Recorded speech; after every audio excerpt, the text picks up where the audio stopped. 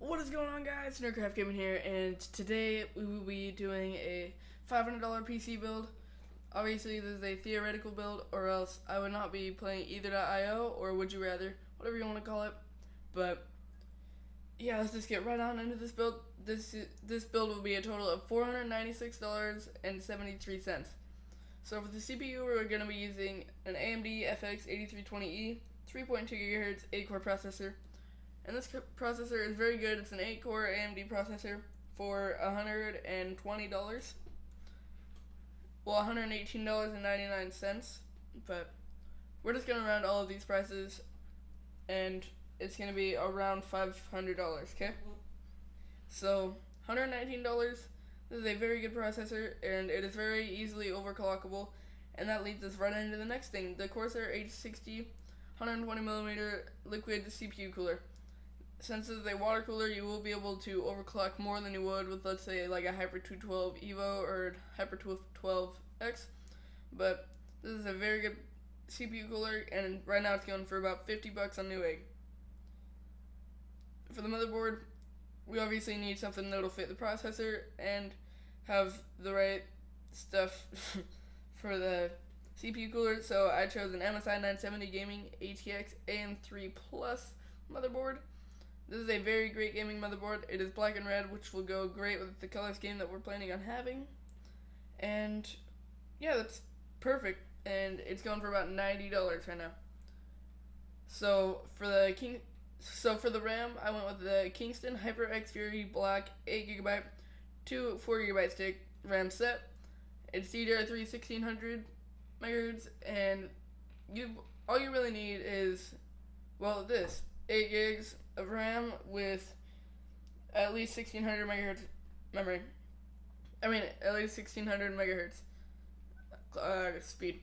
And for the storage, we went with the Seagate Barracuda 2TB, 3.5-inch, 7200 RPM internal hard drive. The reason we went with the 2TB is because it was only $6 more than the Western Digital Caviar Blue 1TB and 7200 RPM, so it will be able to boot your system pretty quickly because, well, considering that all we will be using is this, we don't have a solid state drive in this build, but that's because we're trying to get the most gaming performance, because this will be a gaming computer, and this will store all of your games perfectly, and you will be able to even record videos and edit videos, and you won't run out of space. And for the case, we went with the Corsair Spec -01 Red ATX mid-tower case.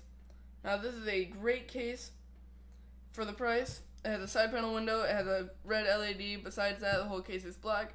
Great cable management. It's going for about $38 right now. And for the power supply, we didn't really get like the best. We didn't get like gold certified or anything. We went kind of cheap, but that's because we wanted it to be able to fit our build. And we went with the Corsair CX 500 80 plus bronze certified power supply. And yes, some people don't like the Corsair CX series power supplies. It is non-modular and $30 right now, but you could also get an EVGA Supernova